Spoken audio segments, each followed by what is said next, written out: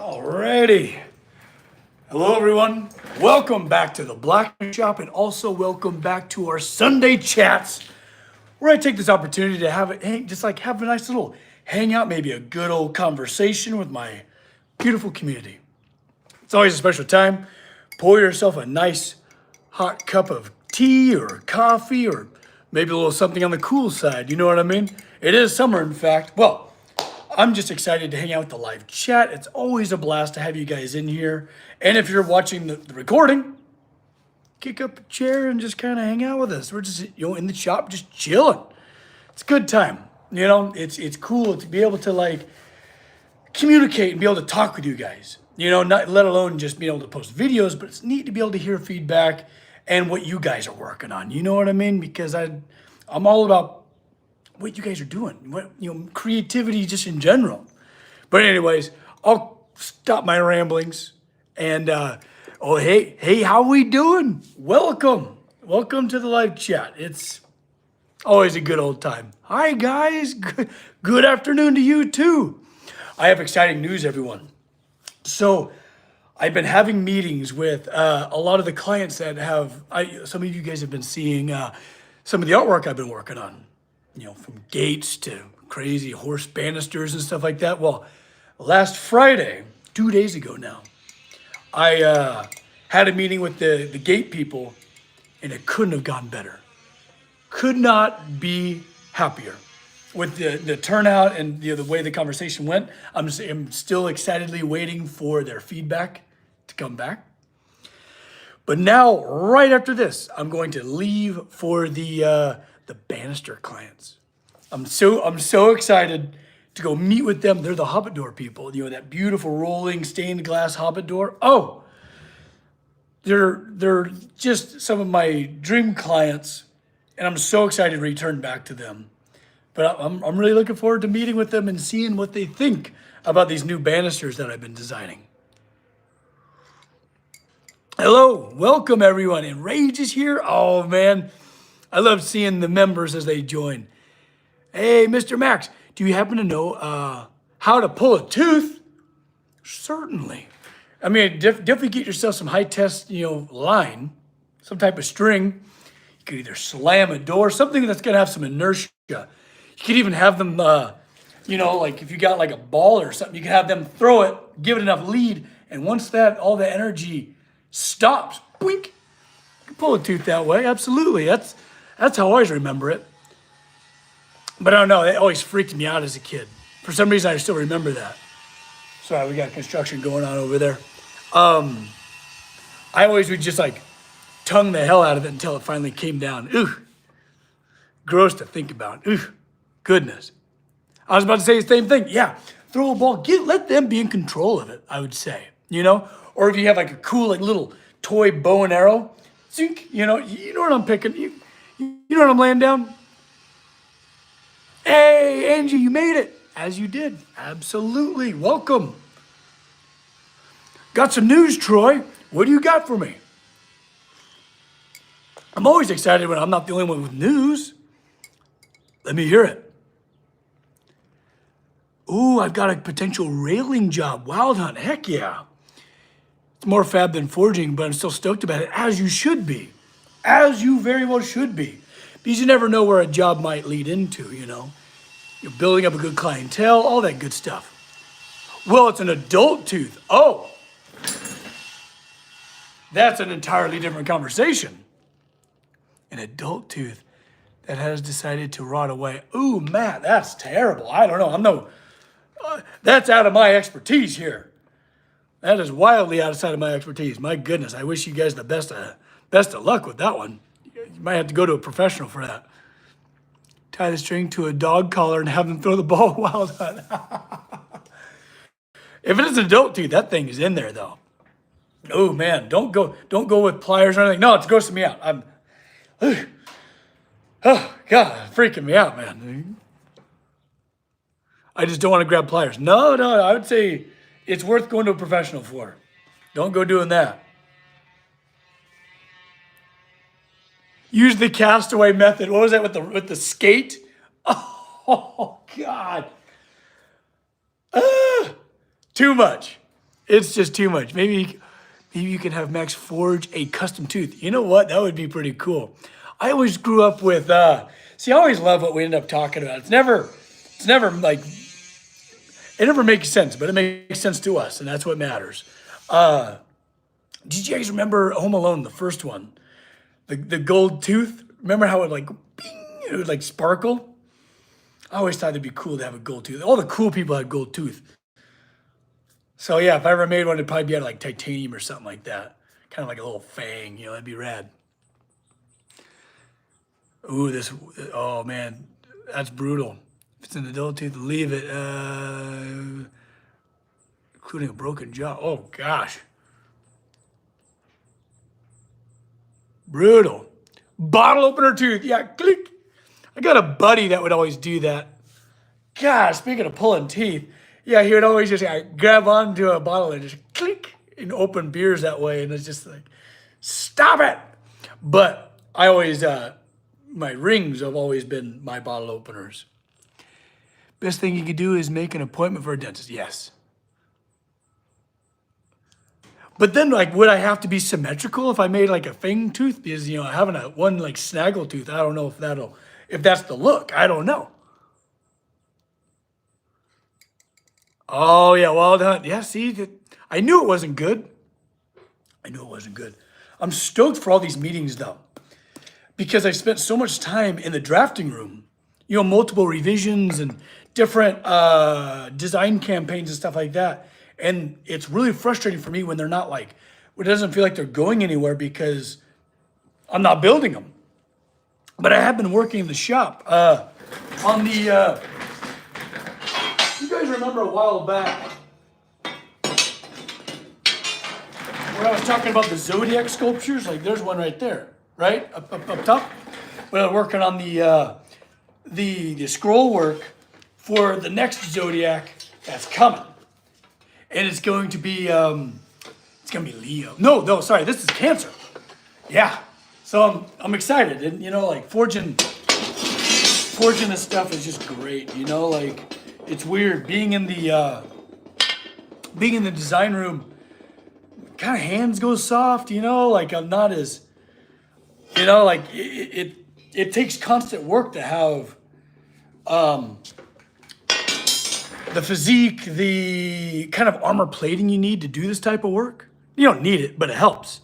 You know, just like different like weird little calluses and strange little strengths that you develop over years and years, decades of doing this type of work. And it's amazing how fast it can go. You know, I spend like a month in the design room and all of a sudden I'm like, ooh, man, I can start feeling things and I no longer have the shoe leather, you know? Yeah, it's really interesting. So if I ever got into like more of a consulting, like art consultant sort of role, I would have to be like, nope, I got to go work. I can't let my hands go soft, you know? Off subject, I know, but kind of cool to me. Oh, Troy, what'd you say? Troy, I missed your comment. I could not let you have all the fun, and you started a YouTube channel. Troy, no kidding. Congrats. I'm sorry, I totally missed your comment. That's really exciting, buddy. Wow. What kind of subject matter are you going to be covering? I'm always excited for like new creative ventures, especially in like the public eye, because I feel like we all have a relative responsibility to inspire others. You know? It's such an important thing to inspire each other. You know, it's the best. All right.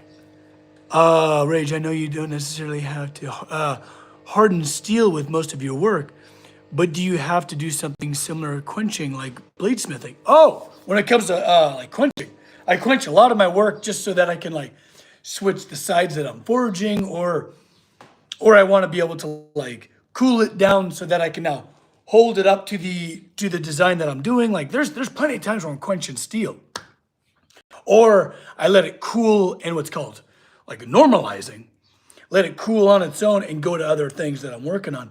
But yeah, there's actually quite a few times where I'm hardening things, primarily when it comes to like tooling. tooling that I forge and create, and all these like little punches and things, I end up doing quite a bit of quenching and a lot of metallurgy for the tools that I make. Yeah, I mean, when it comes to hammers, when it comes to, the surface of the anvil itself, there's a lot that goes into it. Even if even tongs get to a certain temperature, you can start taking the temper out of them, the bit of the spring, So you got to always keep mindful of that. And Rage, that was a great question, buddy. So you use high carbon steel to make your tools? I do. And a lot of it is found scrap. So one thing I definitely like to teach my apprentices, especially when we're, creating our Maker's Mark punches. Like, let me give you an example. All right. So when I'm teaching them how to like forge their like Maker's Marks, right? Like, so here's mine. It's just, it's the logo, right? And I just carved this into this really hard piece of steel here. And then just a little mild steel handle on it, You got to preheat that to weld it, but you don't even need to weld it. You could actually have it tighten around the thing. Anyways, I like to scavenge hardened steel. This is everywhere. It's everywhere, especially at yard sales and swap meets and things like that. Like old, let me grab something else for you. I'll be right back.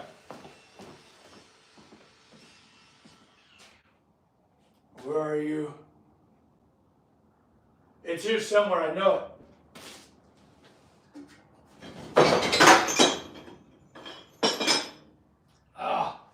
Where is it? Anyways. I'm sure, there we go. Aha! Yes. Okay. This type of thing right here. This, my friends, is gold. This is such good steel that's meant for prying and wedging and torquing. Like, this is perfect punch tools. Like, this is amazing to make your tooling out of. You can even make tongs out of this stuff. So, rather than buying big bars of beautiful, fresh steel like that, it's everywhere and it's cheap. Like at a garage sale, someone might be selling this thing for $5. You got so many different tools, different punches, different stamps, different things, drifting tools and stuff. Because look, you see it? You recognize it? It's this. It's one of these. And that is such a part of metalworking, and I love turning my apprentices into scavenging raccoon rogue masters, like knowing where to find cheap steel, knowing where to find good tool materials that you can just find anywhere readily accessible, because it's also very like a post-apocalyptic resource to be able to find good steels that you can make things from. Anyways, you're gonna get me off on some ramblings if you get me talking about my apprentices that I'm so proud of. Also, if you guys want to join that, if you guys want to be a part of the apprenticeship program, it's on Patreon. Go check it out. It's only $25 a month. It's a lot of fun. There's Casey. Well done. Ooh, Matt, I do carbonized of mild steel for tools. That's awesome. It's almost like a hard facing. I love that. It would take some extra steps, but that's really cool. Click spring. There's a video showing that. Yeah, for sure. I love it, and it's a great introduction into tempering, into quenching, into annealing, because also, if a piece of that steel breaks, boo-hoo, it costs you like $2 in steel for that like chunk. And you know what? If it's shattered, each one of those pieces is precious. You can forge weld that onto a tip of something of rusted mild steel. Like, I think part of my passion for teaching the apprenticeship program is to also disillusion the mystique around steel in general. It's just Play-Doh in your hands. You can do so much with it, and there's no such thing as wasted time, wasted material. You could always use it again. You could always change it. You can always alter it in some ways to make it better and better. As you grow, so does the steel around you. Okay, I got to stop because you're going to get me too passionate. I got to save some for these clients about to meet after this. Oh, buying leather scraps for sure, I bet. Oh, the Valhalla doors. Those are at a standstill, unfortunately. The darn clients got themselves in a financial bind, so I had to, they had to like stop all production. So I hope they get their act together so I can continue. Yeah, but it happens. Happens to the best of us. We'll get back to them. We better. Because I still got that clock. I still have the crazy locking and opening mechanism I still need to build. 5-foot gearworks. Each gear will be 5-foot diameter. There'll be several of them. It would be a 30 by 30 foot wall of just an analog computer. I've never seen anything like it, but I want to see something like it, you know? This world is far too boring for far too long. We need to spruce it up a little bit. You know, the world deserves some pretty excellent, sublime design, you know? Hi, Nicholas.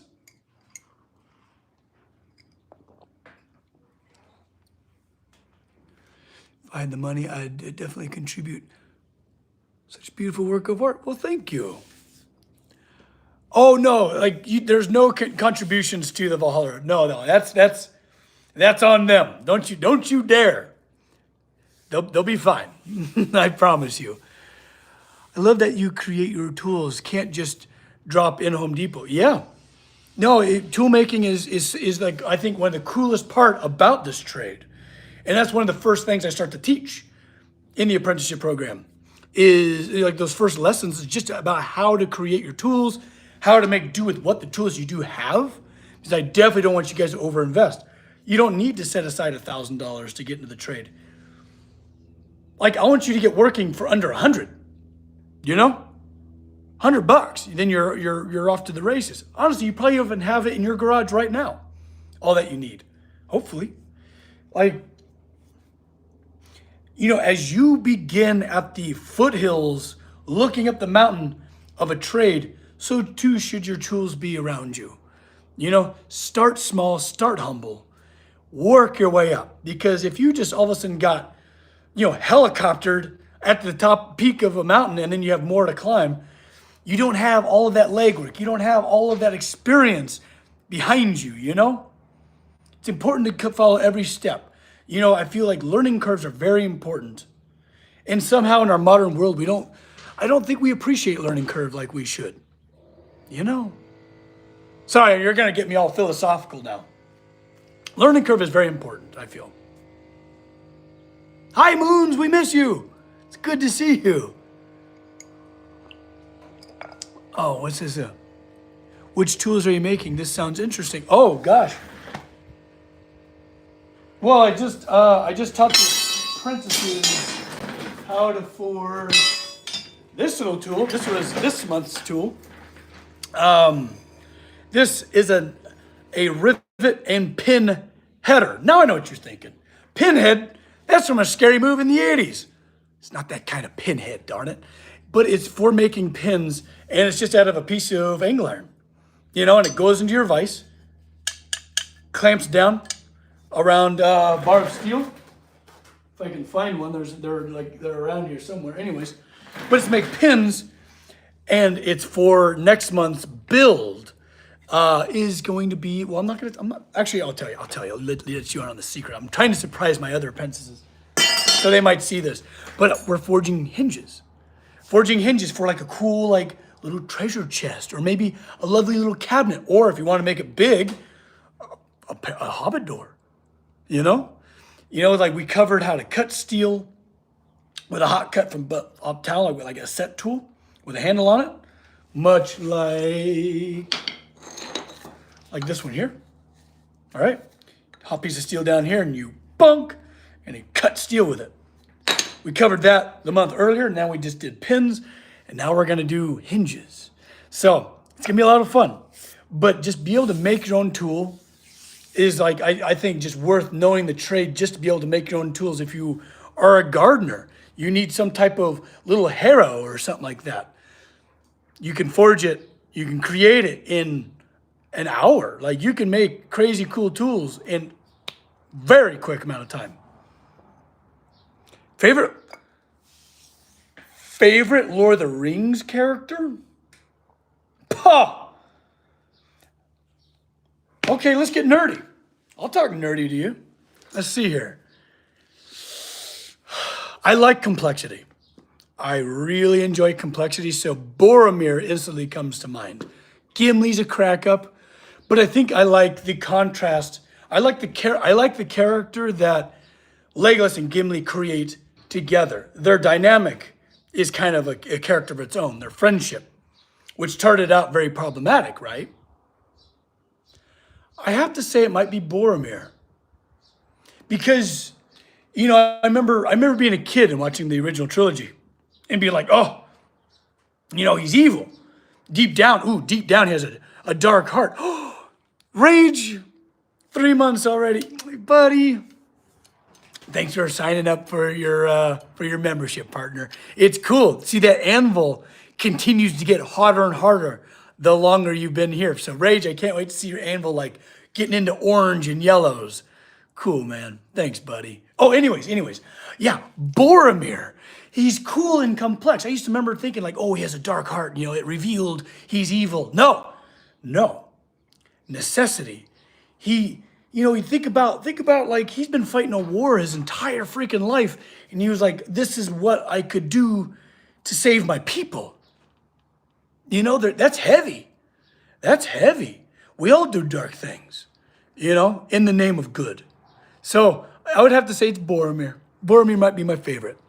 Better use, show us Mr. Copper Dog. Rage, hey, anything for you, buddy. Anything for the members. And look at the custom Copper Dog emojis. Copper. I hear him. Come here, buddy. Copper Dog. There he is. Come here, buddy. He comes whipping around the corner. Have you seen Dragon Prince season? It's out now. No, I have not seen the new season, so no spoilers. Come here, Dad. But you know what I did binge yesterday? I had a potato day yesterday, and it was perfect. Oh, he's hot as a $2 pistol. Oh, boy. Get some grounding there, bud. There he is. It's Mr. Copper Dog. But yeah, him and I, we cuddled up on the couch together, and we watched, and of course the other dog and my lovely wife, we watched Arcane. Who has seen Arcane? We went off about it on the tea time this morning with the other patrons over the Zoom meeting. Holy crap. I've never in my entire life seen so much of like what my imagination looks like on the interior in a show like that. Copper, you're like, I'm not comfortable. Arcane was so inspired. The art was so cool. So like aether punk. Yeah, it's Copper Dog. Such a good show. I've seen it twice. Matt, I bet. Definitely like binge-worthy, but like rewatchable, I would say. It's so beautiful. I started AK like 4 times and I keep falling asleep. Oh yeah. It's definitely worth a try. I binged the whole damn thing in a day. 9 episodes, baby. Whew. But I guess November they're gonna come out with a new season. Woo! Sign me up. Sign me up, huh, Copper Dog? He's like, I want another potato day when we don't get off the couch. Oh man, it was so good. So good. And it's funny too because I was kind of upset. I was kind of pissed. And I'll tell you why. Let me tell you why. So the last several years I've been working on my next D&D campaign.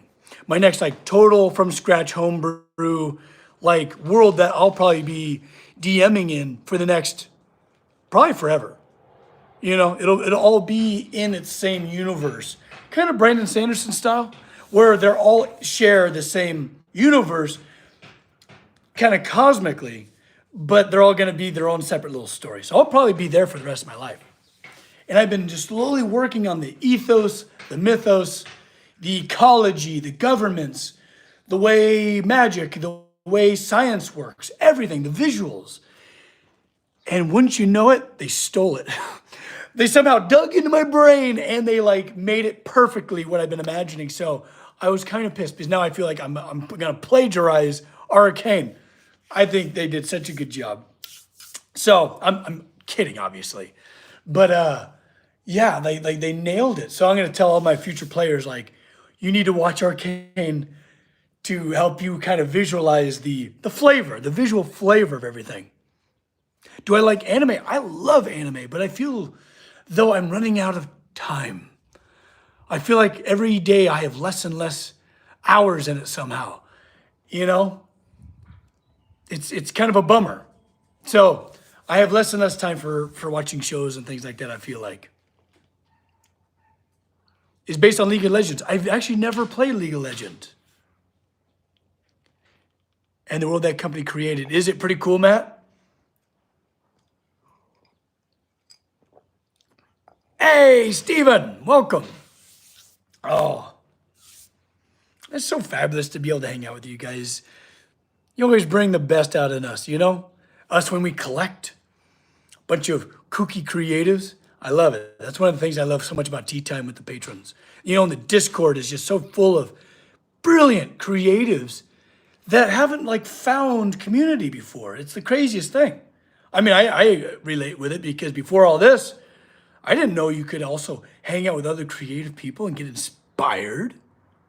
It's pretty awesome. Ooh, can you teach us how to design on paper? VL, that's a whole thing. But yeah, in my apprenticeship, I do talk about that. You know, I at least teach my process of how to design and scale, how to adjust it, how to change scale, how to do shadow, how to do shading, all that good stuff. Of course, I dive deep into every aspect of my creative life, you know, through the Patreon. And it's a lot of fun. I love it. But right now, I don't know. That's a lot to ask. You know, because it's a lot to teach. But I think a lot of it is just practicing imagination. And imagination is a muscle. Sure, those are those of us that are a little bit naturally gifted. You know, they started out really early, right? They started working that muscle when they were like 3 years old. That's that like natural proclivity, right? But I feel like, and I will die on this hill, that everyone can achieve it with practice. Because that's all it has been. You know, if you find some kid that's just gifted with drawing or something like that, it's because they did it a lot. That was their escape. That was mine, you know? So speaking from experience, it's all just a matter of what you practice. You get good at what you practice, you know? So there's a practice that I like to teach. I like to tell my apprentices, and it goes as this: take any three-dimensional object. Take this little pair of pliers, right? Okay, look at it, memorize it, and then close your eyes and try to recreate it. And I know that there's just, I don't want to say disorders. There's all types of beautiful brains out there. And there's all sorts of creative ways to overcome certain limitations. But I am well aware that there are, imagination limitations, visualization limitations out there. So what is it? I can't remember the name of it. Someone in the chat will definitely remind us what it's called. Oh, Fantasia, dysphantasia or something. It's something like that. But it's when you can't imagine things in 3 dimensions in your head, which that's a tough hurdle to jump.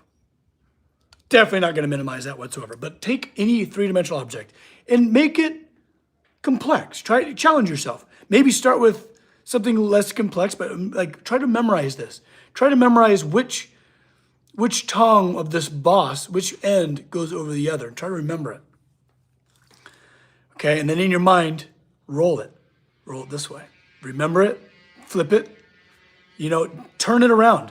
And one of my favorite things to challenge my apprentices with is take a dice, right? A 6-sided die.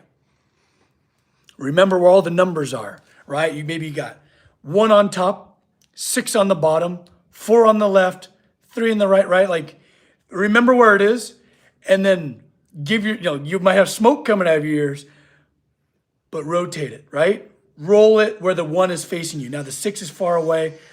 Okay, the 4 and the 3 are still good. Okay, now maybe roll it again towards you. Maybe rotate it now on the 90-degree axis. And remember where everything is. Just get good at your internal, three-dimensional, internal space, right? Broaden that up, because sometimes you're not working with much space on the inside of your head. Broaden that out and build yourself a mind palace. It's all here. It's all in here. Your brain is capable of so many beautiful things. It's crazy. So that when someone here mentioned they have a handrail job. It was, oh gosh, I remember I can see your username, but I can't make out the words. Anyways, but it's where you can go onto a job site and you could see it clear as day. You could see the handrail. You can see the curves. It's a muscle. It's totally a skill that you can learn.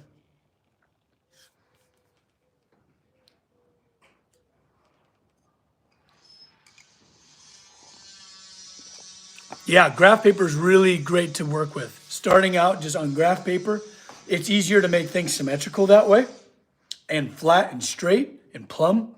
So start with some graph paper and just start to design. Start to design, work on like a little bit of shading. It's really handy to be able to do some shading because you create the illusion of 3 dimensions. Because so often in my work, I didn't realize that my clients couldn't see it. They couldn't see in perfect detail what I was going to build them. But yeah.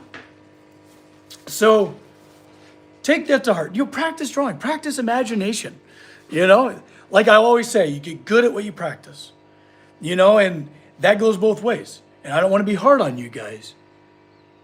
But the same goes for you can get good at making excuses. You can get good at self-pity. You can get good at a lot of things. You get good at what you practice. So practice, good, healthy stuff. You teach your brain amazing stuff. Anyways, I don't want to get preachy on you. I don't want to get too philosophical on you. You guys got a beautiful Sunday to get back to. So I think I'm going to leave you there. Give maybe a little push into practice some cool ass stuff. Get out there and inspire other people. Keep this thing going. I don't know. Fold the paper and get it symmetrical. Just takes practice, baby. Make some paper airplanes. Can you show us your workshop? Well, it's not much to show. It's a dinky little workshop. But you make it work, You get good at what you got. But anyways, everyone, I hope you have an absolutely terrific rest of your Sunday. And if it's Friday, Sunday, whatever day it is for you watching in this recording, I hope you're having a terrific day as well. No matter if it's morning, evening, night, afternoon, whatever. Just never forget I love you guys, all right? Don't forget to love each other. Do something kind for someone today, okay? Have a great day. Bye-bye. Get out of here.